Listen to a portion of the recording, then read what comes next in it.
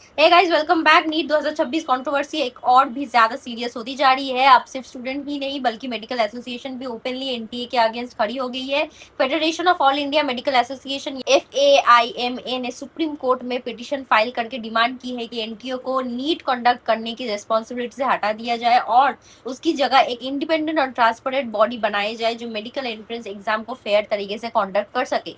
FAIMA का कहना है कि 2024 के पेपर लीक के बाद भी एनटीए ने सिस्टम को इम्प्रूव नहीं किया। उस वक्त भी स्टूडेंट ने प्रोटेस्ट किया था, इन्वेस्टिगेशन हुई थी और सुप्रीम कोर्ट तक मैटर गया था। तब कोर्ट ने एनटीए को स्ट्रिक्ट गाइडेंस फॉलो करने और रिफॉर्म्स लाने को कहा था। एक कमिटी भी बनाई गई थी जिसमें कॉमनली राधा कृष्णन कम्युनिटी के नाम से जाना गया था। उस कमिटी ने एग्जाम सिक्योरिटी को स्ट्रॉन्ग करने के लिए कोई इंपॉर्टेंट रिकमेंडेशन दिए थे, लेकिन अब सवाल ये उठ रहा है कि उन रिकमेंडेशंस का एक्चुअल इम्प्लीमेंटेशन हुआ भी था या नहीं, क्योंकि अगर रिफॉर्म्स प्रॉपरली अप्लाई नहीं हुए थे तो फिर 2026 में फिर से पेपर लीक और इरेगुलरिटीज की खबरें क्यों आ रही है। सुप्रीम कोर्ट ने भी इस बार एनटीए को काफी टफ क्वेश्चंस पूछने हैं।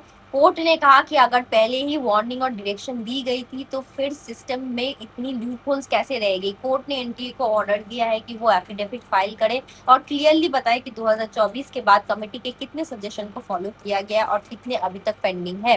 रिपोर्ट्स के अकॉर्डिंग सुप्रीम कोर्ट ने सॉलिसिटर जनरल और दूसरे कंसर्न एजेंट्स को भी नोटिस भेजा है। कोर्ट चाहता है कि पूरी क्लैरिफिकेशन दिया जाए ताकि नेक्स्ट हियरिंग में क्लियर पिक्चर सामने आ जाए। फ्राइडे को होने वाली है हियरिंग को काफी क्रूशियल माना जा रहा है क्योंकि उसमें फ्यूचर डिसीजन लिया जा सकता है रिगार्डिंग एनटीए की रोल और अकाउंटेबिलिटी। बहुत सारे स्टूडेंट्स और पेरेंट्स का मानना है कि अगर 2024 में ही स्ट्रॉन्गर एक्शन लिया गया होता तो शायद आज सिचुएशन इतनी सीरियस नहीं होती।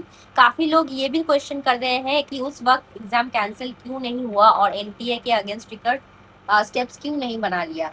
इसी बीच के एक और कंसर्न सामने आया है कि इन्वेस्टिगेशन को लेकर सीबीआई ने रिपोर्टली कुछ टीचर्स और पेपर सीटिंग पैनल से जुड़े लोगों को आइडेंटिफाई किया है, लेकिन स्टूडेंट का कहना है कि सिर्फ लोअर लेवल लोगों को पकड़ने से प्रॉब्लम सॉल्व नहीं होगी। सवाल ये है कि इतने सालों तक सेम पैनल कैसे कंटिन्यू करता है, किसने अपॉइंटमेंट अप्रूव किया, क्या सिस्टम के अंदर और भी लोग इन्वॉल्व थे।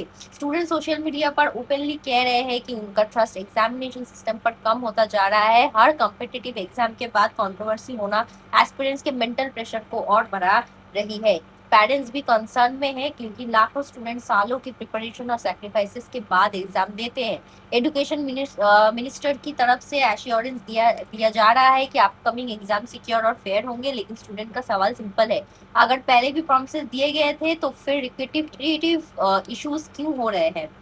अब सबकी नजर फ्राइडे की हियरिंग और एजेंसी की नेक्स्ट अपडेट पर है। सुप्रीम कोर्ट क्या डिसीजन लेता है, क्या एनटीए का स्ट्रक्चर में चेंजेस होंगे या कोई नई ऑटोनोमस बॉडी बनेगी, ये आने वाले कुछ दिनों में क्लियर हो सकता है। फिलहाल स्टूडेंट को पैनिक नहीं करना चाहिए और अपनी प्रिपरेशन कंटिन्यू रखनी चाहिए क्योंकि ऑफिशियल डिसीजन अभी आने बाकी है। लेकिन एक बात क्लियर है, इसी बार स्टूडेंट्स ट्रांसपेरेंसी, अकाउंटेबिलिटी और फेयर एग्जामिनेशन सिस्टम की स्ट्रॉन्ग डिमांड कर रहे हैं।